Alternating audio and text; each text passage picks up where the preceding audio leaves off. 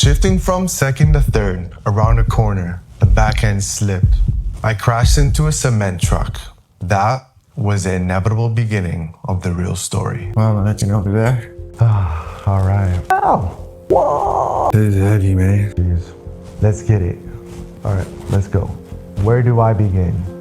My dream car was stolen. I never imagined I'd be telling the story like this. I thought buying it would be the hardest part. This isn't just a story of my stolen car. It's a story of a dream that became a reality and everything that happened after. My journey starts here in Abu Dhabi. This was about 2 years ago. I was 29. I just come out of my first big boy job here after moving back from America, back to the UAE. So around this time, I'm sitting around a lot contemplating what it really is that I want to do. Small businesses here, small businesses there, still trying to figure it out because honestly, the 9-to-5 grind never really felt like it was for me. I just landed there and like most people, the job just becomes your life. Around this time, I was watching a lot of JGTC, Japanese Grand Touring Championship videos all over YouTube, the iconic era. Watching people like Matt Armstrong, Tavares, and Chapin. I was inspired by the ones who chose not to sit around anymore, but to walk the path to build, to create something beautiful and share that with the world. And that's where all of this started. At the time, I was about to move in with my girlfriend Andrea. We had to sell her car, buy her a new one, get me a car since I didn't even own one, move her out of her apartment all in 1 week. Absolute chaos. And somehow, in the middle of all of that, I couldn't stop thinking about one thing. How do I make owning a JDM Classic actually happen? The dream of working on one, learning on it from the ground up, building something out of it. It wouldn't leave my head. One night, scrolling on Instagram, a listing pops up. An R32 Skyline in an immaculate spec. Millennium Jade, 4-door, gold TE37s and a full GTR conversion. I fell in love. Without hesitation, the very next day, midweek, I left work early and I drove all the way from Abu Dhabi to Kuwait, 2.5 hours. This is the first time I'd ever actually seen or spent time in front of a JDM car like that in person. I didn't overthink it. I just put my head down and started grinding for the next 3 months straight because I knew what I wanted. This wasn't about the car anymore. It was about proving to myself I could chase something all the way through. No outside noise, no one's permission, nothing but my own determination. Even though I really had no idea what I was doing. My mom even called my girlfriend one day asking if I was okay. She thought something was wrong. I was just locked in. But by the time I looked up again, the listing was gone. Life happened in between. I got a daily driver, we moved in together, and the reality of owning my dream Skyline slowly slipped away. Then one day, the listing reappeared. I couldn't believe it. It popped back up with even more modifications done. So I could definitely not let this opportunity slip by me this time. They had swapped the gearbox from an automatic to manual, and now it's really the perfect spec. Except one problem was, I had never even driven a manual before, or a right-hand drive car, let alone a right-hand drive car that was manual. But that didn't stop me, not one bit. I took it for an inspection at a garage in Dubai. Everything came back looking good, so as the story goes. So we're here at Spec Garage and getting the car fully inspected. Been here for a minute, got a lot going on in here. So this is the car.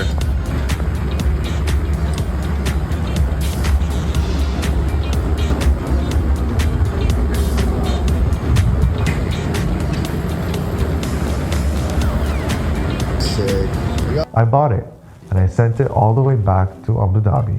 It was an absolute dream.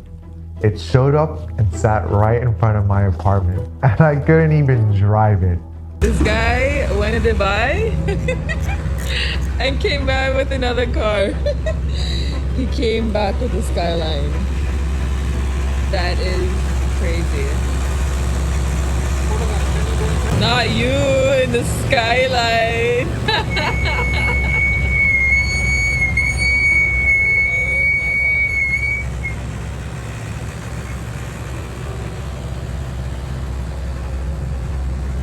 You happy? Yeah, it's good, yeah. So you got 2 cars now?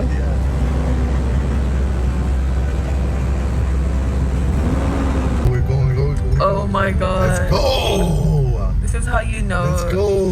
when someone loves a car when they don't even know how to drive manual, but you drive a manual. Oh my god.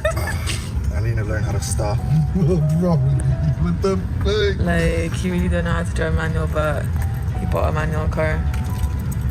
This is how humid it is in the car that my phone's all foggy. Like, look at this shit. It's nuts. So a friend of mine came over the very next day to teach me. And for the next 3 weeks straight, every day after work I practiced, learning to drive my own car. Surreal doesn't even cover it. Now I have the chance to actually start creating content, to really begin this journey that at one point I only dreamed of. And now it was my reality. Everything was going well. There were small issues, but nothing major. General maintenance, gasket kits, a new radiator, a new clutch, keeping it stock, but running clean. I'd just done the last 2 mods I wanted to finish the car off. Brand new steering wheel, and next was a custom exhaust. A few months went by. I'm just starting a new job, so naturally I went for a drive to celebrate. I just broken in the new clutch, shifting up from second to third around a corner, and the back end slipped. I lost control, and I crashed straight into a cement mixing truck. That was the inevitable beginning of the real story. I was shattered. I couldn't believe what I was seeing in front of my eyes, and all that hard work, time, and effort gone in an instant. I sat there on the curb, waiting for the ambulance, thinking to myself, this can't be real, but I'm very happy to be alive. Happy for my girlfriend that came to help me out when I needed it the most. Thank God I had no real injuries. A really bruised ego, blood on my face from smashing into the steering wheel. 1 minute having the time of my life, celebrating. Next minute, shattered glass everywhere, blood on my shorts.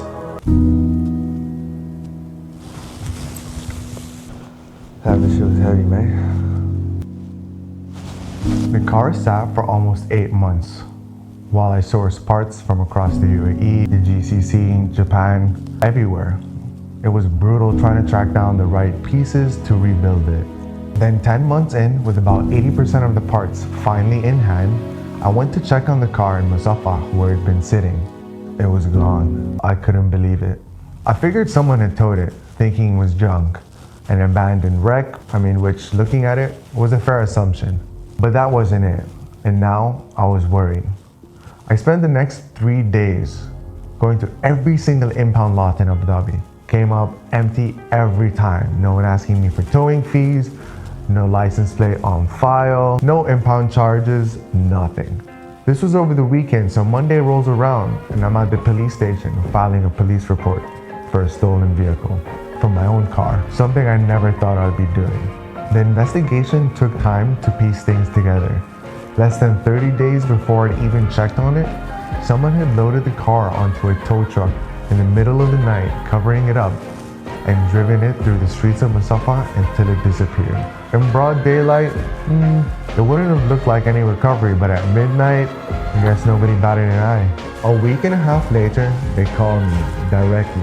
The police had found it, funny enough, still in Musafa, sitting in someone's garage. And that's when it really hit me. The rims were already gone, sold off to someone he knew. Though the police said they would intend to recover those two, the entire front end was stripped. My engine, it was pulled from the car, and it was the next thing to be sold. And they had just got there in time. But I never got to see it. By the time it was recovered, it went straight to the police impound, and I couldn't access it no more. So the last image I have of my Skyline is the wreck. I left it in Musafa, waiting to be rebuilt. And now, sitting behind the gate, somewhere, stripped, with my dream hanging in the balance. So here I am, telling you this story, almost a year later. And I just saw the car for the first time 2 months ago. Sitting in the police impound, and honestly, it wasn't easy to see. The investigation closed.